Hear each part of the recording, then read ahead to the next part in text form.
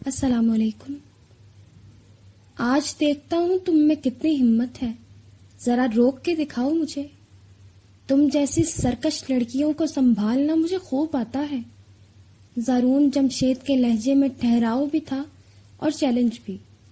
نکاح کے دن قسمت نے پلٹا کھایا تھا، دلہا بدل گیا اور اب وہ زارون جمشید کی بیوی تھی۔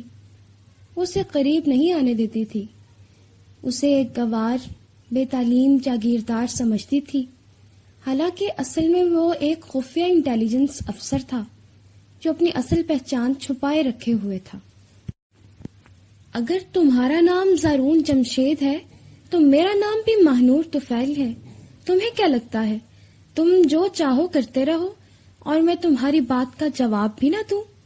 زارون نے اپنی اتنی زندگی میں ایسی لڑکی نہیں دیکھی تھی جو اس کے سامنے بیٹھی تھی، لیکن وہ لڑکی اب اس کی بیوی کے روپ میں سامنے بیٹھی ہوئی تھی۔ زارون کو سمجھ نہیں آیا وہ کیا جواب دے۔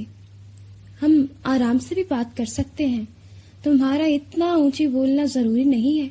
اس نے ماہنور کو پرسکون رکھنے کی کوشش کی تو وہ ایک دم سے چیختے ہوئے بولی، تم نے میرے ساتھ نکاح کر لیا ہے، میرے دلہے کی جگہ پر تم آ گئے ہو اور اب چاہتے ہو کہ میں تمہارے ساتھ نرم لہجے میں بات کروں؟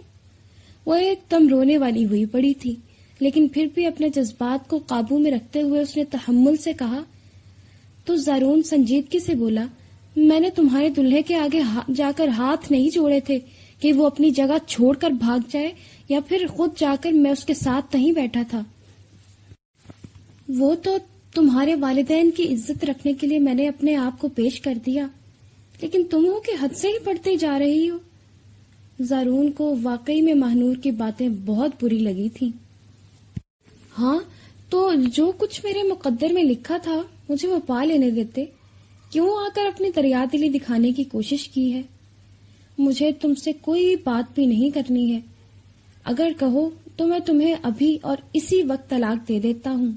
زارون سختی سے بولا، کیونکہ وہ یہ بات بھی اچھی طرح سے جانتا تھا اگر اس نے ماہنور کو چپ نہ کرایا تو وہ بڑھتی ہی چلی جائے گی، اور فی الحال ماہنور کا یوں بولنا اور اس کے خلاف آ کر کھڑے ہونا بالکل بھی فائدے میں نہیں تھا۔ اب کیا فائدہ؟ محبت کرتی تھی میں اس سے، لیکن تم نے مجھے برباد کر کے رکھ دیا۔ چین سے جینے نہیں دوں گی میں تمہیں، ماہنور چیخ کر بولی تو زارون نے اسے سخت نگاہوں سے گھورا اور پھر کمرے سے باہر نکل گیا۔ کمرے سے باہر آتے ہی اس نے بے چینی سے اپنی پیشانی مس لی۔ جو کچھ بھی ہوا تھا یہ اتفاقاً نہیں ہوا تھا، بلکہ زارون کا اپنا کیا دھرا تھا۔ وہ جانتا تھا اپنے ایک مطلب کے لیے اس نے ماہنور کی زندگی برباد کر کے رکھ دی ہے، لیکن اب بھی اسے کوئی دکھ نہیں تھا، کیونکہ ایک ماہنور کی زندگی برباد کر کے نہ جانے اس نے اور کتنی ساری زندگیاں بچا لی تھی۔ وہ جانتا تھا ابھی اسے کمرے میں نہیں جانا چاہیے۔ جبکہ کمرے میں بیٹھی ماہنور نے رو رو کر اپنا برا حال کر لیا تھا۔ پہلے تو اٹھ کے کپڑے بدلے، پھر جولری وغیرہ اتار کر ایک طرف رکھ دی اور پھر اماں کو فون ملانے لگی۔ 2-4 گھنٹیوں کے بعد ہی اماں نے فون اٹھایا تو وہ چیخ کر بولی، اماں آپ لوگ میرے ساتھ یہ سب کچھ کیسے کر سکتے ہیں؟ آپ جانتی تھی نا میں زارون کو پسند کرتی ہوں، لیکن آپ لوگوں نے پھر بھی میری شادی اس سے نہیں کروائی۔ اماں نے تحمل سے اس کی بات سنی، پھر نرمی سے بولی، بیٹی تم جس زارون سے محبت کرتی تھی اسے کہتی کہ وہ شادی والے دن وہاں پر موجود ہوتا، بارات وہاں پر آ گئی تھی، وہ بھی آ گیا تھا، لیکن پھر اچانک ہی کہیں پر چلا گیا۔ ہم نے بہت ڈھونڈا، بہت انتظار کیا، جانتی ہو پورے خاندان میں ہماری کتنی سبکی ہوئی تھی۔ اب تو سب لوگ یہ بات بھی جانتے تھے کہ تم دونوں پسند کی شادی کر رہے ہو، لیکن دوسری طرف اگر انہیں پتہ چلتا کہ دلہا ہی بھاگ گیا ہے تو کوئی بھی ہمارے ساتھ ہمدردی نہ کرتا، بلکہ الٹا ہم پر تھوکتا۔ تو اماں اس کا یہ مطلب نہیں ہے کہ جھوٹا نام رکھ کے آپ کسی بھی راہ چلتے انسان کے ساتھ میری شادی کروا دیں۔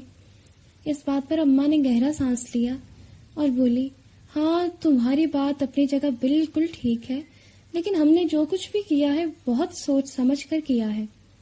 اس بچے کا نام بھی زارون ہی تھا، لیکن زارون جمشید، جس زارون کو تم پسند کرتی تھی وہ زارون خبیب تھا۔ لوگ تو اب یہ بات نہیں جانتے تھے۔ اگر اللہ نے ہمارے لیے کوئی وسیلہ پیدا کر دیا تھا تو ہم کیوں اس وسیلے کو پیچھے کرتے اور کیوں نہ اس سے فائدہ اٹھاتے۔ وہ بچہ بڑا سمجھدار اور عقل مند تھا۔ ماشاءاللہ، اس نے ہماری پریشانی دیکھی اور تمہارے ابا کو ایک کونے میں بلا کر کہا، انکل دیکھیں، مجھے سمجھ آ گیا ہے کہ کوئی تو پریشانی ہے، آپ چاہیں تو اپنی پریشانی مجھے بتا سکتے ہیں۔ ابا پہلے تو انکار ہی کرتے رہے، لیکن وہ بچہ بڑا بردبار اور تحمل والا تھا۔ جب تک اس نے پوری بات نہیں جان لی وہاں سے ہلا تک نہیں۔ پریشان نہ ہوں، میں ابھی اس لڑکے کا پتہ کرواتا ہوں۔ میرے کچھ جاننے والے ہیں پہنچ والے، وہ ضرور اس لڑکے تک پہنچ جائیں گے یا کم سے کم اسے کھوج نکال لیں گے۔ آدھے گھنٹے کے اندر اندر اس نے تمہارے ہونے والے دلہے کے متعلق ساری جانکاری نکلوا لی تھی۔ وہ تو ملک چھوڑ کر ہی بھاگ چکا تھا۔ اب پتہ نہیں یہ سب کیوں ہو رہا تھا اور وہ کیوں کر رہا تھا۔ خیر، پھر زارون جمشید نے اپنے آپ کو آگے کر دیا کہ وہ ہماری بچی کے ساتھ شادی کرنے کے لیے تیار ہے۔ پہلے تو ہمیں اس بات پر یقین ہی نہیں آیا کہ وہ بھلا ہمارے دکھ کو کم کرنے کی کوشش کیوں کرے گا، لیکن تمہارے ابا اور میں نے دونوں نے مل کر اس سے بات کی، جس پر اس نے یہی کہا کہ بے شک بعد میں آپ کے بچے کو چھوڑ دوں، لیکن فی الحال آپ لوگوں کے حالات کافی خراب لگ رہے ہیں۔ لوگ بہت باتیں کر رہے ہیں کہ لڑکا ہی بھاگ گیا ہے یا کوئی اور معاملہ ہے۔ لوگوں کو ابھی اصل نوعیت کا پتہ نہیں ہے، تو بہتر ہے ایک مرتبہ آپ ماہنور کی شادی مجھ سے کروا دیں۔ اماں بولتی جا رہی تھی جبکہ ماہنور دم ساتھے ان کی بات سن رہی تھی۔ اسے تو یہی لگا تھا کہ زارون جمشید نے اس کے اصل ہونے والے دلہا زارون خبیب کو اغوا کر لیا ہے یا کہیں پر چھپا دیا ہے اور بدلے میں خود ماہنور کے ساتھ شادی کر لی ہے۔ جب زارون یہ بات اسے بتا رہا تھا تب بھی ماہنور کو بالکل بھی یقین نہیں آ رہا تھا۔ اسے یہی لگ رہا تھا کہ وہ جھوٹ بول رہا ہے، لیکن اب اماں جو کچھ فون پر بتا رہی تھی وہ اسے چونکانے کے لیے کافی تھا۔ اماں، کیا آپ سچ کہہ رہی ہیں؟ ماہنور نے بے یقینی سے پوچھا تو وہ نرمی سے بولی، ہاں بیٹی، میں سچ کہہ رہی ہوں۔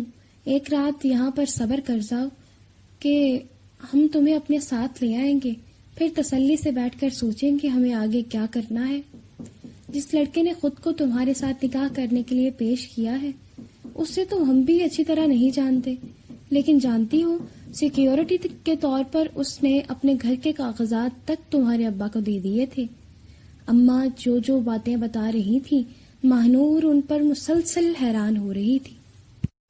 اماں، لیکن میرا دل یقین نہیں کر رہا، وہ بے بسی سے بولی تو اماں نے مزید اسے تسلی دے کر فون رکھ دیا اور کہا، ایک مرتبہ تحمل سے زارون کے ساتھ بات کرو، ہو سکتا ہے وہ تمہیں بہتر طور پر مطمئن کر دے۔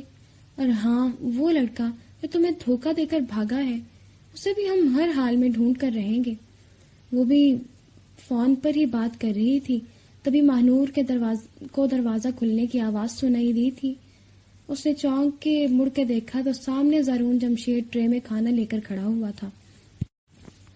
اچھا ٹھیک ہے ماں، میں آپ سے بعد میں بات کرتی ہوں، نرمی سے کہہ کر ماہنور نے اپنا فون نیچے رکھ دیا۔ زارون نے کوئی بھی بات نہیں کی اور خاموشی سے آگے بڑھ کر وہ ٹرے ماہنور کے سامنے رکھ دی۔ کھانا کھا لو، تم نے شادی میں بھی کچھ نہیں کھایا تھا، تمہیں کیا پرواہ میں کھانا کھاؤں یا نہ کھاؤں؟ ماہنور نے اکھڑے لہجے میں کہا، لیکن اب کی مرتبہ اس کے لہجے میں نسبتاً نرمی تھی، پہلے جیسی سختی کی بجائے۔ زارون نے اس کی بات کا جواب دینے کی بجائے سنجیدگی سے کہا، ناراضگی تمہاری مجھ سے ہے، کھانے کے ساتھ نہیں۔ بہتر ہے کھانا کھا کر لڑو، کیونکہ اگر تمہیں کچھ ہو گیا تو تمہارے والدین کو میں نے جواب دینا ہے۔ بے شک شادی تو تمہاری انہوں نے میرے ساتھ کر دی ہے، لیکن ابھی مجھے بہت سے سوالات کے جوابات بھی دینے ہیں۔ ہاں، بتایا ہے مجھے اماں نے، لیکن اتنی مہربانی کی ضرورت کیا پڑی تھی تمہیں میرے ساتھ کرنے کی؟ اب کے مرتبہ ماہنور کا لہجہ کافی ہموار تھا۔ شاید وہ سمجھ چکی تھی کہ اگر زارون کے ساتھ اس کی شادی نہ ہوتی تو پورے خاندان میں ان کی کتنی بے حرمتی ہوتی۔ میں نے صرف تمہیں بچانے کی خاطر ایسا کیا تھا، لیکن میری یہ نیکی میرے ہی گلے پڑ جائے گی، مجھے کہاں علم تھا اس بات کا۔ اب تو ہو گیا ہے نا تمہیں علم؟ مہنور نے تنبیہ والے انداز میں پوچھا تو وہ کندھے اچکا کر بولا، ظاہر سی بات ہے، اب مجھے اندازہ نہ ہو کہ بھلائی کا دور نہیں ہے اور مجھے بھلائی نہیں کرنی چاہیے تھی، تو پھر کب جا کر یہ اندازہ ہوگا مجھے؟ مہنور نے اس کی بات کا کوئی جواب نہیں دیا اور خاموشی سے کھانا کھانے لگی۔ کھانا کھانے کے بعد وہ نرمی سے بولا، چونکہ میری بیوی تو میں نے تمہیں اپنی بنا لیا ہے، لیکن ابھی بہت ساری باتیں باقی ہیں، تو میں تم پر اپنا کوئی بھی حق استعمال نہیں کرنا چاہتا۔ بہتر ہے جب تمام معاملات سدھر جائیں یا اس بات کا فیصلہ ہو جائے کہ میں نے تمہیں اپنے ساتھ رکھنا ہے یا الگ، پھر ہی ہم آگے اپنے رشتے کے متعلق بات کریں گے۔ بالکل، تمہاری اس بات نے مجھے پہلی مرتبہ یہ سمجھنے پر مجبور کر دیا ہے کہ تم بھی عقل مند ہو۔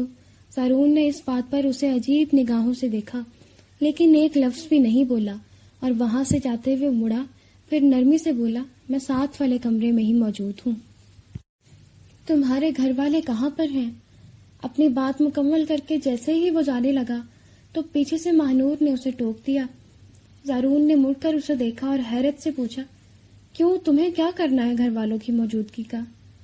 کیا میری شکایت لگانی ہے؟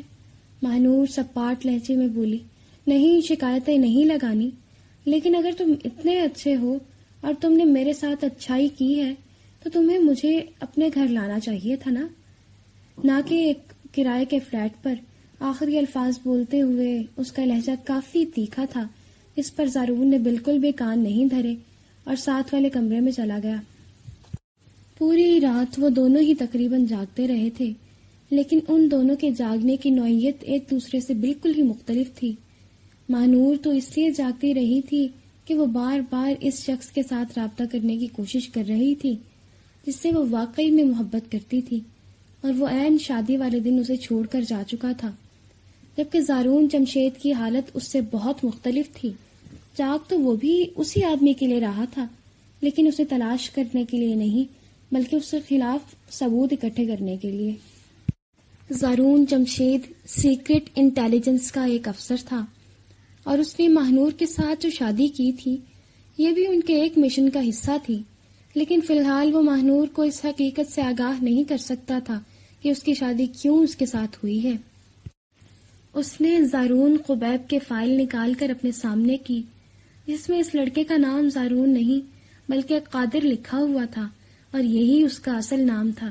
زارون قبیب نام تو اس نے اپنا فرضی طور پر رکھا ہوا تھا۔ تبھی زارون کے موبائل پر بیل بجی۔ اس نے فون اٹھا کر کان سے لگایا تو اس کا ساتھی تھا، جو فون اٹھاتے یہ بولا، سر، ہم نے قادر کی لوکیشن کا پتہ کرنے کی کوشش کی ہے، اس نے کسی کا فون اٹھایا ہے تو وہاں سے ہم نے لوکیشن ٹریس کر لی ہے۔ کون سی لوکیشن؟ سر، لوکیشن ہمارے ملک کی ہی ہے۔ اور فون کس کا آیا ہے؟ اس بات پر جمیل ایک دم سے خاموش ہو گیا۔ وہ اپنے باس کو کیسے بتاتا کہ قادر کو فون کرنے والا کوئی اور نہیں بلکہ وہی لڑکی ہے جو ابھی کچھ دیر پہلے زارون کے نکاح میں آئی تھی؟ یہ بات سوچ کر جمیل ایک دم سے خاموش ہو گیا، جبکہ دوسری جانب زارون دوبارہ پھر بولا، جمیل، بتا کیوں نہیں رہے، فون کرنے والا کون ہے؟ اگر وہ شخص چھپانے کے باوجود اس انسان کی کال اٹھا سکتا ہے تو فون کرنے والا انسان ہمیں مستقبل میں بھی اس کے قریب لے کر جا سکتا ہے۔ اس بات پر جمیل نرمی سے بولا، سر، آپ کی وائف نے فون کیا تھا۔ یہ بات سن کر زارون بالکل بھی نہیں چونکا اور گہرا سانس بھر کے بولا، کیسے بھول گیا میں؟ خیر، پھر یہ تو کوئی اتنی پریشانی والی بات نہیں ہے، مہنور یہیں پر ہے، ہم جب بھی چاہے اس سے مطلب نکلوا سکتے ہیں۔ تم جانتے ہو نا کہ میں نے یہ شادی اپنے دل کی خواہش پر نہیں بلکہ اس مشن کے لیے کی تھی۔ اس بات پر جمیل نے نرمی سے ہاں کہا تو دوسری جانب زارون نے فون بند کر دیا۔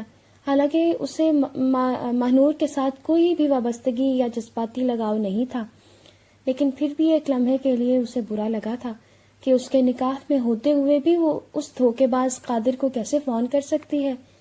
لیکن اس سوال کا جواب جا کر وہ سیدھا اپنی بیوی سے بھی نہیں لے سکتا تھا۔ اگر وہ اس سے پوچھتی کہ تمہیں کیا پتا میں نے اپنے محبوب کو فون کیا ہے، تم تو یہاں پر تھے ہی نہیں۔ قادر اپنا نام زارون بدل کر ماہنور تک آیا تھا اور پھر وہاں سے بھاگ بھی گیا۔ زارون جمشید نے اس موقع سے فائدہ اٹھا لیا کیونکہ ماہنور کے گھر والے اور پورے خاندان والے اس لڑکے کے نام سے آگاہ تھے کہ اس کے ہونے والے دلہے کا نام زارون ہے، اور زارون جمشید نے اس بات کا فائدہ اٹھاتے ہوئے قادر کی جگہ خود اس سے نکاح کر لیا تھا اور اب اسے استعمال کرنا چاہتا تھا۔ انہوں نے اپنی فورس اس جگہ بھیج دی تھی جہاں پر قادر کی لوکیشن ٹریس ہوئی تھی۔ تقریباً 1.5 گھنٹے بعد زارون کو دوبارہ پھر سے فون آیا تو پتہ چلا قادر اپنی جگہ چھوڑ چکا ہے، لیکن یہ کوئی پریشانی والی بات نہیں تھی۔ وہ ایک مرتبہ ماہنور کا فون اٹھا سکتا تھا تو دوبارہ پھر ماہنور ہی اسے ڈھونڈنے کا بہانہ بن سکتی تھی۔ تقریباً فجر کے وقت وہ کمرے میں آیا تو ماہنور ابھی بھی جاگ رہی تھی اور اس کے ہاتھ میں موبائل تھاما ہوا تھا۔ یہ دیکھ کر زارون کو بہت برا لگا تھا، لیکن وہ خاموشی سے واش روم میں چلا گیا۔ کچھ دیر بعد واپس آیا تو ماہنور اب بھی پہلے کی سی حالت میں بیٹھی تھی۔ کیا بات ہے، پریشان لگ رہی ہو؟ زارون نے ایسے ہی اڑتا اڑتا تیر پھینکا تو وہ نرمی سے بولی، مجھے لگتا ہے وہ کسی بہت بڑے مسئلے میں ہے، ورنہ جتنے محبت کے دعوے اس نے میرے ساتھ کیے تھے وہ مجھے یوں تو نہیں چھوڑ کر جا سکتا تھا۔ زارون نے ٹھٹک کر اسے دیکھا اور بولا، کیا بات کر رہی ہو تم؟ میں سمجھ نہیں پایا۔ ماہنور نے چونک کر اپنے سامنے کھڑے ہوئے شوہر کو دیکھا، تب اسے احساس ہوا کہ وہ کیا باتیں کر رہی تھی، لیکن اب تیر کمان سے نکل چکا تھا اور زارون کے پوچھنے پر نرمی سے صرف اتنا ہی بولی، میں اس انسان کی بات کر رہی ہوں جو مجھے بھری بارات میں اکیلا چھوڑ کر چلا گیا تھا۔ ضرور کوئی نہ کوئی مسئلہ تو ہوا ہوگا، ورنہ مجھے یوں چھوڑنے والا تو نہیں تھا۔ تم کیا جانتی کیا ہو اس کے بارے میں؟ اس کے گھر والے بھی وہیں پر تھے، کیا ان سے تمہاری بات ہوئی؟ ماہنور نے نفی میں سر ہلایا اور بولی، نہیں، پھر میرا نکاح تم سے ہو گیا، ان لوگوں سے بات کرنے کا موقع ہی نہیں ملا تھا مجھے۔ تو کیا ان لوگوں نے یہ بھی سوال نہیں کیا کہ ان کے بیٹے کی بجائے تمہارا نکاح مجھ سے کیوں ہو رہا ہے؟ کیا کسی ایک نے بھی آ کر ہنگامہ نہیں کیا؟ زارون نے سنجیدگی سے کہا تو ماہنور ایک دم سے چونک گئی۔ وہ بالکل ٹھیک کہہ رہا تھا۔ جب دلہے کے گھر والے اس کے ساتھ بیاہنے کے لیے آئے تھے ماہنور کو، تو انہوں نے ایک مرتبہ بھی کسی کو نہیں کہا کہ لڑکا ہمارا بیٹا نہیں ہے، بلکہ بڑے مزے کے ساتھ شادی انجوائے کر کے چلے گئے تھے۔ تم کیا کہنا چاہتے ہو؟ ماہنور کے پوچھنے پر وہ کندھے اچکا کر بولا، وہی جو تم سمجھنا نہیں چاہتی۔ اور تمہیں کیا لگتا ہے میں کیا نہیں سمجھنا چاہتی؟ اپنے قیمتی وقت میں سے چند لمحے نکال کر سمجھانے کی کوشش کرو نا مجھے۔ یہی کہ وہ شخص تمہارے ساتھ کوئی نہ کوئی دھوکہ ضرور کر رہا تھا، جس کا اپنا خاندان ہی اسے نہیں پہچانتا۔ وہ لوگ اپنے بیٹے کی جگہ مجھے دلہا بنے دیکھ کر بھی ایک لفظ تک نہیں بولے۔ مجھے نہیں لگتا کہ تمہیں یہ بات اتنی آرام سے لینی چاہیے، ذرا سوچنا اس بات پر۔ یہ بول کر زارون کمرے سے باہر نکل آیا، جبکہ پیچھے واقعی میں ماہنور کافی گہری سوچ میں پڑ گئی تھی۔ اسے اب زارون کی باتیں بالکل ٹھیک لگنے لگی تھیں، کیونکہ کل رات اس نے زارون خبیب کا فون کیا تھا تو فون اٹھا کر وہ کافی گھبرایا ہوا بولا، ماہنور، تم کسی کو بھی میرے متعلق مت بتانا، نہ ہی ہمارے تعلق کے بارے میں وضاحت کرنا۔ ماہنور نے اسے وضاحت نہ کرنے کی وجہ پوچھی تو اس نے یہ کہہ کر فون رکھ دیا کہ میں تم سے مل کر بتاؤں گا، فلاں جگہ پر فلاں دن آ جانا، وہیں پر ہر طرح کی بات ہوگی۔ یہ باتیں اسے اندر ہی اندر کافی پریشان کر رہی تھی۔ اب ضروری ہو گیا تھا کہ ایک مرتبہ جا کر وہ زارون خبیب کو مل لے اور اس سے جا کر یہ پوچھے کہ تم نے میرے ساتھ یہ سب کچھ کیوں کیا، کیونکہ اگر تم مجھ سے محبت ہی نہیں کرتے تھے، تم نے شادی ہی نہیں کرنی تھی، پھر کیوں مجھے بیچ چوراہے میں اکیلا چھوڑ کر بھاگے؟ وہ مکمل تہیہ کر چکی تھی کہ آج شام جا کر فلاں جگہ پر اسے مل لے گی، جبکہ پیچھے زارون جمشید بھی اسی طاق میں تھا کہ کب وہ موقع آئے جب ماہنور جا کر زارون اور قادر سے جا ملے، اور وہ موقع اسے بہت جلد ہی مل گیا تھا۔ شام کے وقت ماہنور تیار ہو کر گھر سے باہر نکلی تو وہ ایک دم سے چوکنا ہو گیا اور بولا، کہاں جا رہی ہو تم؟ مجھے نہیں لگتا کہ تمہیں میرے اندر باہر آنے جانے پر کہیں بھی اعتراض ہونا چاہیے۔ ہاں، تم ٹھیک کہہ رہی ہو، مجھے کوئی اعتراض تو نہیں ہے، لیکن پھر بھی تمہارا شوہر ہونے کا حق تو ہے۔ بتاؤ کہاں جا رہی ہو تم؟ کہو تو میں تمہیں چھوڑ دوں۔ لیکن ماہنور نے نفی میں سر ہلا کر منع کر دیا کہ رہنے تو، میں اکیلی ہی چلی جاؤں گی۔ زارون نے دوبارہ اس پر بالکل بھی دباؤ نہیں دیا۔ وہ گھر سے نکل گئی تو وہ بھی ایک رکشہ لے کر اس کا پیچھا کرنے لگا، ساتھ ہی اپنی پوری فورس کو بھی اس نے آگاہ کر دیا تھا۔ تقریباً آدھے گھنٹے بعد ہی وہ مطلوبہ جگہ پر پہنچ گئی تھی۔ زارون بھی اس کے پیچھے ہی تھا، لیکن فی الحال وہ چھپا ہوا تھا، خود کو منظر پر نہیں لا رہا تھا۔ کچھ ہی دیر بعد وہاں پر قادر بھی آ گیا۔ ماہنور نے اسے دیکھتے ہی سب سے پہلے یہ سوال کیا کہ تم نے میرے ساتھ محبت کا جھوٹا ڈھونگ کیوں رچایا جب تمہیں مجھ میں کوئی دلچسپی ہی نہیں تھی؟ اس پر قادر نے اس کی بات کا جواب دینے کے بجائے ایک جھٹکے سے اس کے کلائی تھام لی۔ وہ جگہ تھی بھی کافی ویران، بہت کم لوگوں کا آنا جانا تھا، اور پھر فوراً سے ماہنور کی کنپٹی پر پستول رکھ کے اونچی آواز میں بولا، مسٹر زارون فرام انٹیلیجنس، بہتر یہی ہے کہ آپ جہاں کہیں بھی چھپے ہوئے ہیں سامنے آ جائیں، ورنہ اس سے پہلے میں آپ کی بیوی کی جان لے لوں۔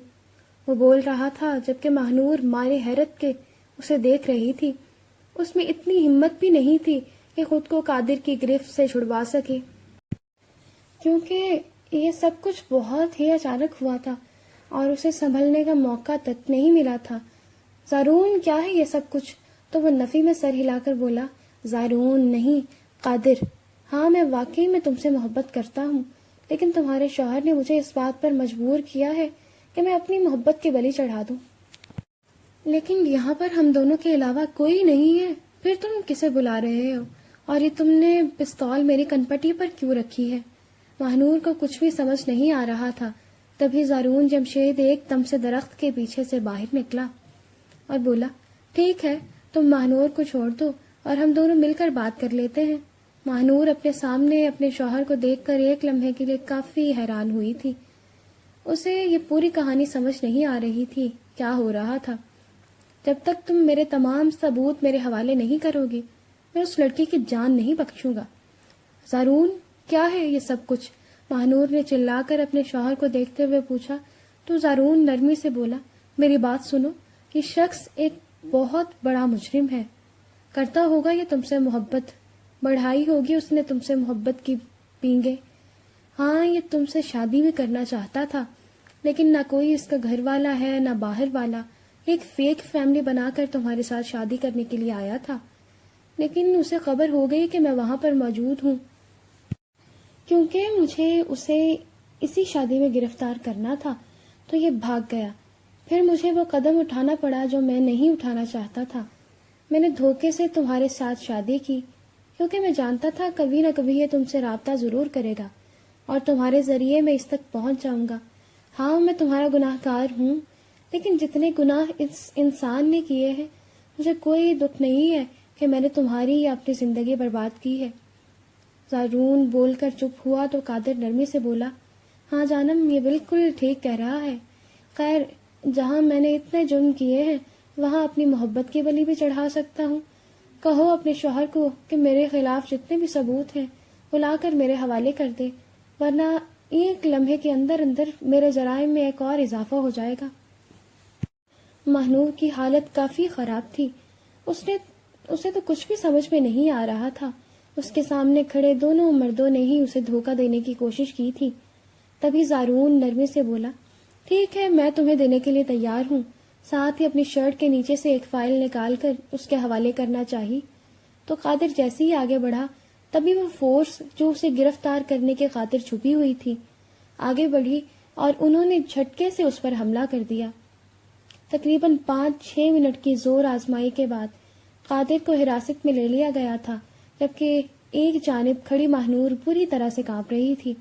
زارون آگے بڑھا اور اس سے لے کر ساتھ گاڑی میں لے کر بیٹھ گیا۔ پورا راستہ خاموشی ہی رہی اور دونوں گھر پہنچے۔ تب بھی ماہنور کی حالت کافی خراب تھی۔ اس کی خراب حالت کے پیش نظر زارون نے اسے اس کے میکے چھوڑ دیا۔ تقریباً 1 ماہ تک جب مڑ کر خبر نہیں لی تو ماہنور کی ماں نے اسے فون کیا۔ وہ وہاں گیا تو سبھی پریشان لگ رہے تھے۔ بیٹا آئے نہیں آپ اسے لینے؟ تو وہ نرمی سے بولا، آنٹی میں جانتا ہوں وہ کبھی بھی میرے ساتھ اب نہیں رہے گی، آپ چاہیں تو اسی وقت میں اسے چھوڑ دوں گا. میں جانتا ہوں اس میں میری بھی غلطی تھی. میں نے اپنے فائدے کے لیے آپ کی بیٹی کو استعمال کیا، مگر وہ بہت بڑا مجرم تھا، بہت گھر اجاڑنے کا ذمہ دار ہے. وہ تو میں نے ایک زندگی برباد کر کے بہت سی زندگیوں کو برباد ہونے کی کوشش کی ہے، برباد ہونے سے بچانے کی کوشش کی ہے. باقی آپ جو بھی کہیں گی میں وہ کرنے کو تیار ہوں. پورے لاؤنج میں خاموشی تھی. تبھی مہنور آگے بڑھی اور بولی، تمہاری سزا یہی ہے، جس کی زندگی برباد کی ہے اسے سنوار دو. میں طلاق نہیں چاہتی. اس بات پر زارون نے حیرت سے اسے دیکھا